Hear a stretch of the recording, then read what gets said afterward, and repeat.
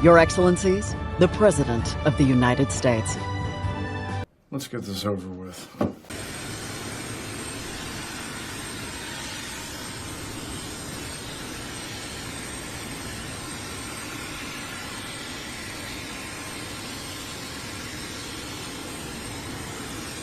Secretary, I'm not sure I'm going to introduce you all the way. Welcome back to another episode of the Resident in Chief Highlights, where we show you highlights, aka lowlights, of Joe Biden from the past week. Biden did not do a lot over the past week, although that's pretty much par for the course at this point. One thing he did do this week was sign an executive order giving amnesty to illegal immigrants, despite the fact that this should be done through Congress, even if they were going to do it, which I would disagree with, and in spite of the fact that recent polling shows Americans would support mass deportation of illegal immigrants. The second action I'm announcing today was about keeping families together. My dad used to have an expression. He said, Joey, family's about the beginning, middle, and the end. About keeping couples together who are married, where one spouse is a U.S. citizen, the other is undocumented. They've been living in the United States for at least 10 years.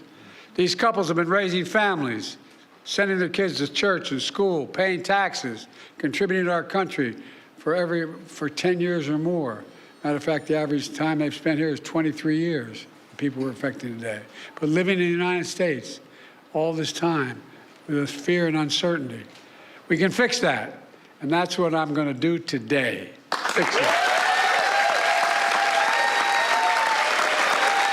Recent polling shows 62% of voters think all undocumented immigrants in the U.S. should be deported. That is up from 39% in 2016. That's pretty sharp. As far as why his recent schedule is light even by Biden standards, it's because he headed off to Camp David for debate prep, which apparently includes Biden practicing standing for 90 minutes. Now, part two of that, Phil, of that debate prep, it's going to be actually putting that into action with these mock debates. This is going to include a 90-minute formal debate where the president is standing up on his feet the entire time, trying to mirror what he's going to have to do in real time next week. So when he wasn't practicing how to stand up for 90 minutes, Biden had trouble getting in a car again. He had some more brain malfunction. He mocked reporters at the White House. He also claimed that voters are too stupid to understand the immigration issue, and that's why they support deportation or why they don't support his policies. And on a Biden-related note, Secret Service agents were robbed on a Biden trip to California, which should come as no surprise given the third world status of walking down the street in Los Angeles.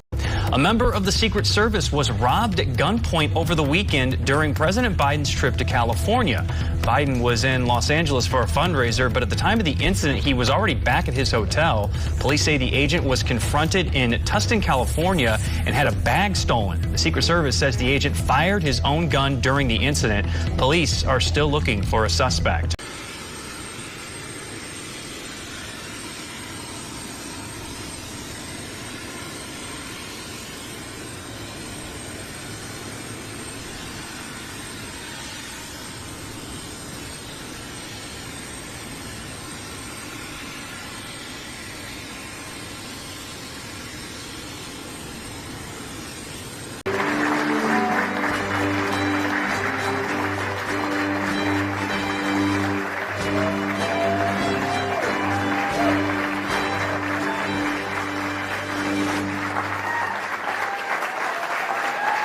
First bill I introduced when I was president, an immigration bill that included this provision, but it never got off the ground. It needed a little more help.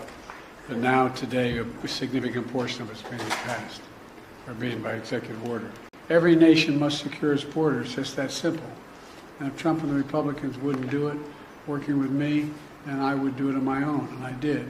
Got on the phone, literally, and started, and the press can confirm this, and calling senators saying, don't. We can both secure the border and provide legal pathways to citizenship. We have to acknowledge that the patience and goodwill of the American people is being tested by the fears of the border. They don't understand a lot of it. Thanks to all the members of Congress and Homeland Security Secretary. I'm not sure I'm going to introduce you all the way.